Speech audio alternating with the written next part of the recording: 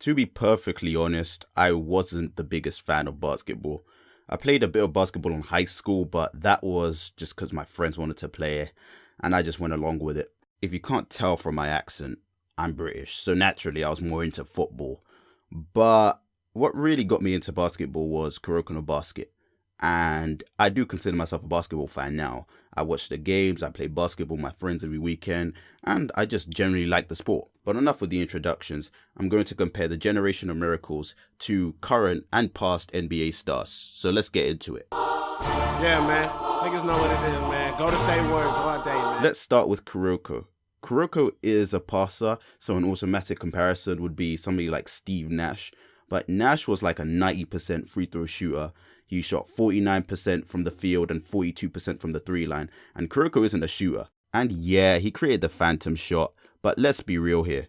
Realistically, Kuroko is a person that literally just learned how to shoot the ball. So he probably isn't going to be a great shooter. If there is a player that comes to mind, it'd probably be Jason Kidd. Because when Jason Kidd came into the league, he was a great playmaker, but he couldn't shoot the ball very well. But when he developed a jump shot, it elevated his game, just like it elevated Kuroko's game. Because for one, it caught players off guard, and two, his fucking shot disappears, like fucking hell. In my opinion, I think Jason Kidd is the closest thing to Kuroko. Fuck Brian Brown, fuck Brian Brown, fuck Brian. Kagami is an athletic finisher. He can out-rebound these big men, dunk on motherfuckers, and he's real good on the floor. Hell, he went toe-to-toe with Aomine and won the game because of the trust he had in his teammates that ultimately won them the championship. When thinking about Kagami, I was thinking about Blake Griffin just because of how nasty Griffin dunks on people. But in my opinion, he's more of a LeBron James who tries to get his teammates involved instead of trying to do it all by himself. And Kagami has these traits. Look at the finals against Rakuzan, where everybody was completely in sync with Kagami, and that helped them win the game. And like LeBron, Kagami can take over games. Look at the game against Yosen. Kagami went into the zone and said, "Fuck you guys, this is my game." And after that, Kagami was unguardable.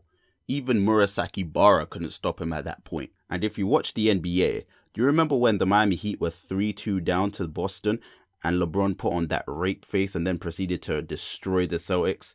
That's what that game against Yosen reminded me of. So 1 quarter drop 30. Fuck Brian Brown, he'll never beat Kobe. Murasaki Bara was by far the easiest to pinpoint a comparison.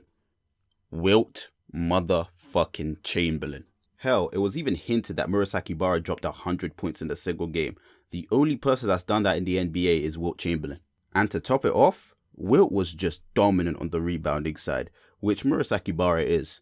Furthermore, Wilt was very athletic, and Murasaki Bara has shown in the series how athletic he actually is. But to be honest, all these generational miracle players are almost unrealistically athletic, but you know, whatever. It's a fucking anime. If I were to compare Murasaki Bara to a more modern NBA player, because Wilt did play in the 60s, I think the closest modern NBA player to Murasaki Bara would probably be Anthony Davis in terms of dominance and athleticism. They your hair fucked up just like Ginobili. Fuck Brian Brown, fuck Brian Brown. Aomine is just ridiculous. He plays street ball, so an instant comparison to me would be Allen Iverson. And to be fair, they play a similar way. Allen Iverson was all about the ISO plays. He'd get his and the rest of the team would get out of his way. He dragged a mediocre Sixers team to an NBA Finals.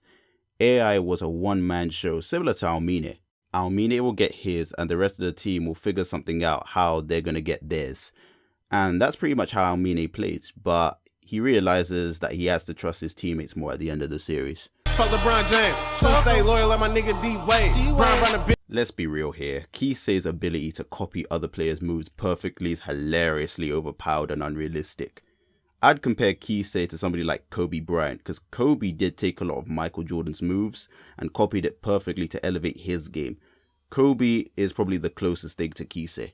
Curry with the switch, Brian you a bitch, Curry to the Rex, no you a snitch. Midorima is kind of tricky because the obvious comparison is the greatest shooter of all time, Stephen Curry.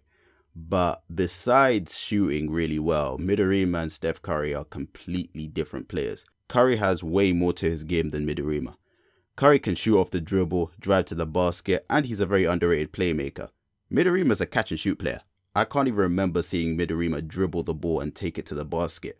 I think a better comparison would be a player like Steph Curry's teammate Klay Thompson, who dropped 60 points in 3 quarters, and he barely even dribbled the ball to get those 60 points. Or Ray Allen, whose catch and shoot clutch 3 saved LeBron's legacy, but I digress. Brian, he'll never be the GOAT. Kyrie, bitch, you think you Uncle Drew? And last but not least, Akashi. Let's be real here, there's nobody in the NBA like this motherfucker. He can break people's ankles at will, turn his whole team into superhumans, and completely say, fuck this team, I'ma do this fucking shit myself. He can pretty much do anything on the court. He kind of reminds me of Chris Paul, or I think a better comparison at the moment would be John Wall. John Wall has elevated his game in this regular season. He averaged 23 points and 10 assists per game. Yeah, there's also Harden and Westbrook, but those motherfuckers don't play defense. And Akashi is a defensive beast when it comes to reading the plays. He pretty much shut down Kagami in that final for quite a while, to be fair. John Wall is a floor general, but when he feels like it, he can take over games at will. And that's what made Akashi such a freaking beast of a player. Fuck Brian, fuck Brian, fuck Brian, fuck Brian. Well, that's it for the video. I know it's been like 8 months since I've last uploaded a video. My black ass has just been lazy, but I've got a lot more time to put out videos now, so yeah, expect more videos soon. This is the Artistic Bastard, and I'm out.